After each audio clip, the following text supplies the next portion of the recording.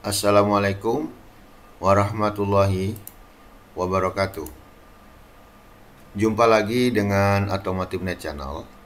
Dan sebelumnya kita harapkan teman-teman dalam keadaan sehat selalu dan tidak kurang satu apapun, serta tetap dalam lindungan Allah Subhanahu wa taala, serta selalu diberikan kesehatan dan rezeki yang halal dan barokah.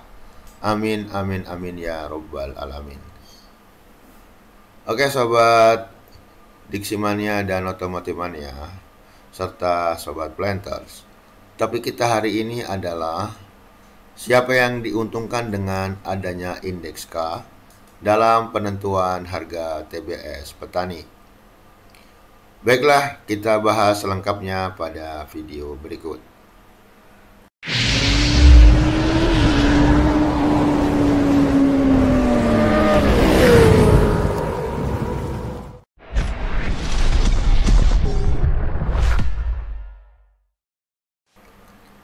Salah satu keunikan pasar tandan buah segar kelapa sawit ataupun TBS dibandingkan dengan komoditas pertanian lainnya di Indonesia adalah bahwa dalam penetapan harga TBS, pemerintah melakukan pengendalian harga. Dan dalam penetapan harga yang dikeluarkan oleh Dinas Perkebunan setempat di masing-masing provinsi, kita ada menemukan yang namanya komponen disebut dengan indeks K.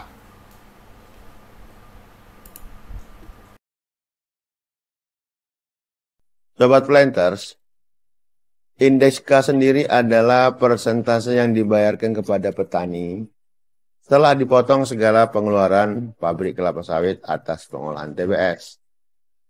Persoalannya sekarang adalah indeks K ini justru terus melorot dibandingkan tahun-tahun sebelumnya.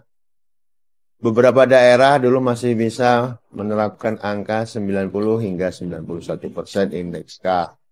Dan itu sebenarnya menurut saya itu harus konstan sebab indeks K bisa diukur berdasarkan variabel cost yang dikeluarkan oleh masing-masing PKS. Tetapi memang ada beberapa daerah itu menetapkan harga indeks K memang di atas 90%. Sebab apapun ceritanya, PKS adalah ranah bisnis. Tidak ada pebisnis yang mau rugi, dan itulah makanya PKS kemudian membuat formula subsidi silang untuk mengakomodir TBS yang masuk ke PKS melalui plasma mitra dengan kualitas yang berbeda dan tidak memenuhi standar yang ada di permentan tersebut. Ya secara umum, PKS tetaplah tutup mata terhadap TBS-TBS yang masuk secara siluman tadi. Tetapi indeks K diturunkan agar tetap didapat keuntungan dari harga TBS yang diturunkan indeks K-nya tersebut. Sobat Planters, kita akan coba lakukan simulasi pada beberapa provinsi yang menetapkan indeks K berbeda. Dan harga CPO maupun kernel kita anggap stabil pada setiap provinsi. Karena harga CPO maupun kernel sejatinya adalah variabel harga dari eksternal yang banyak dipengaruhi oleh kualitas CPO itu sendiri. Baiklah, mari sama-sama kita coba eksekusi dengan menggunakan tabel Excel yang pernah kita sampaikan dalam penentuan harga TBS pada video sebelumnya.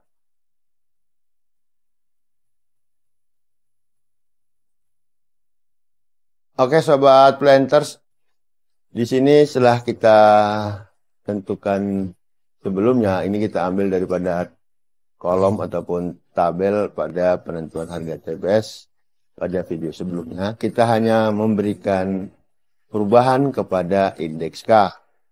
Seperti contoh di sini, provinsi yang kita coba ambil adalah Sumatera Utara, Riau, Jambi, Sumbar, Sumsel, Kalbar, dan Kaltim.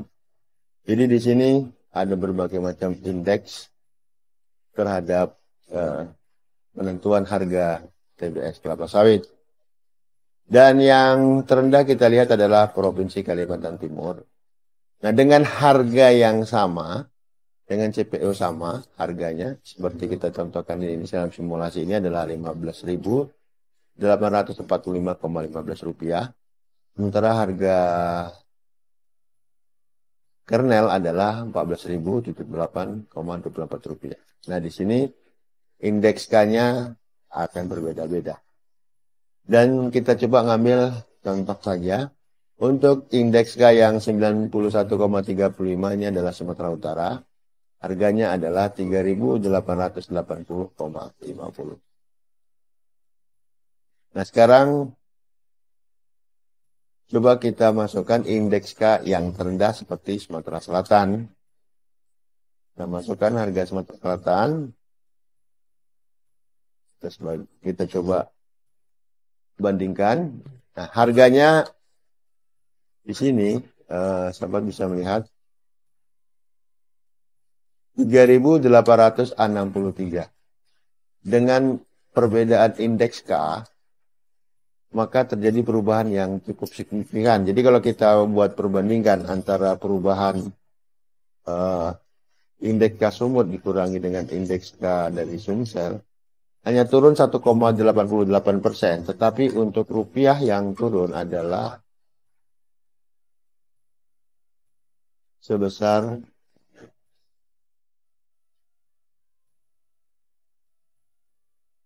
79 rupiah. Nah, sehingga apabila terjadi indeks K yang cukup tinggi, maka harga TBS juga pada daerah tersebut juga akan naik.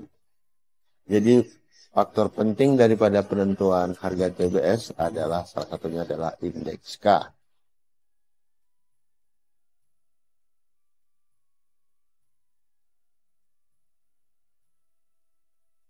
Jadi kesimpulannya, semakin tinggi indeks K-nya, maka harga TBS yang diterima petani akan semakin tinggi. Sementara sebaliknya, indeks K yang rendah, maka harga TBS juga rendah. Ini bisa menjadi sesuatu akal-akalan dalam menentukan indeks K agar kerugian daripada PKS yang tetap diterima TBS Suluman tadi tetap terjaga. Dan PKS tetap tidak diragukan. Sebaiknya pemerintah daerah dalam hal ini, Dinas Perkebunan harus melakukan cross-check atas informasi yang disampaikan oleh para pelaku bisnis PKS, agar dalam menentukan indeks K benar-benar sesuai dengan kenyataan dan tidak merugikan petani. Apabila indeks K-nya rendah dan harga CPO juga rendah karena kualitas CPO-nya buruk, sebenarnya harga CPO itu banyak dipengaruhi oleh kualitas CPO itu sendiri. Sudah pasti harga TBS juga akan rendah dan tentu saja tiarap. Maka sebaiknya untuk indeks K yang paling penting menjadi perhatian pemerintah dalam menentukan indeks K tersebut. Oke Sobat Planters, demikianlah tadi sedikit kita bahas tentang bagaimana peran serta indeks K kelapa sawit terhadap penentuan harga TBS.